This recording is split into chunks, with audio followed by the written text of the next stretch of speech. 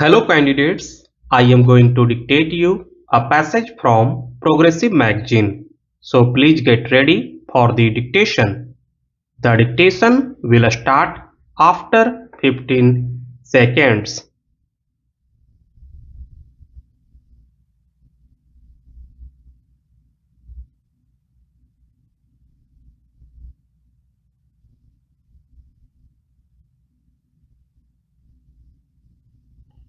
For more than 3 decades, India has figured on the technology control radar screens of the advanced nations. Happily, attempts of technology denial have not been without benefits because they have spurred our scientists to further strengthen our national capability. This has reinforced our belief in the maxim that a strength respects a strength. In this context, I must compliment our nuclear scientists. Their achievements at Pokhran have filled the entire Indian scientific community with self-confidence. The second important task before our scientific establishment is that it must get refocused on problem solving, especially meeting the felt needs of our industry, agriculture, and services. For example, our farm production needs to grow at least by 5% a year. This is necessary if we have to reach the goal of creating a hunger-free society by doubling our food production in the next 10 years. Our agriculture scientists have many commendable successes to their credit, but they need to redouble their efforts to integrate our Kisan community in the generation, dissemination and application of knowledge in agricultural sciences.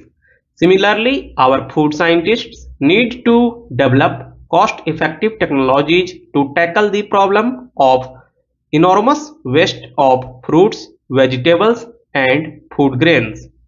Food security, water management, energy and material conservation, low cost housing, environment and protection, maximizing our exports by achieving cost and quality competitiveness in world markets, high quality technical education leading to self-employment opportunities. All these are crucial for our national development. In all these areas, our scientific institutions should forge clear collaborative ties with industry, agriculture, and services that has not been the case so far. Thirdly, for creating world-class scientific research, it is obvious to the distinguished audience here that our universities, R&D institutions, and institutes of higher learning must be freed from bureaucratization. Our students, teachers, and scientists should spend more time on creative research than on unproductive and needless red tapeism.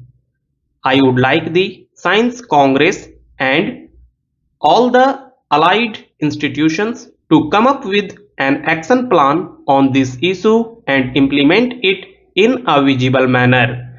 The fourth most important task before us is to train our children and young generation in a spirit of scientific inquiry. The study of science, in fact, the study of most subjects in our schools and colleges suffer badly from learning by rote. Our students are not encouraged to think freely and creatively here. Looking to the future, India has to concentrate on two knowledge-based sciences and their widest possible applications. One of them is information technology. My government has taken a number of initiatives aimed at enabling India to become a major global IT power with software exports targeted at $50 billion by year 2008. The second knowledge-based area that needs even more attention is biosciences and biotechnology. I am happy to note that this subject is the focus of this year's Science Congress. My government's emphasis on IT stems from my firm belief about the supremacy of India's intellectual powers. However, India will have an immense opportunity if we add to IT the advantage of our rich biodiversity and traditional knowledge.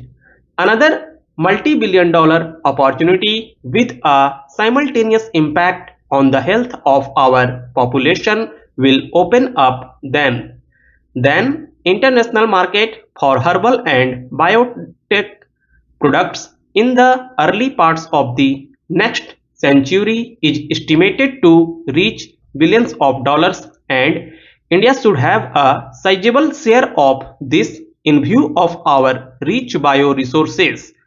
I understand that the Council of Scientific and Industrial Research and the Department of Biotechnology have mounted a focused program which has brought together 20 of the CSIR laboratories with the well-known practitioners of traditional systems of medicine and research workers from other scientific institutions under one roof.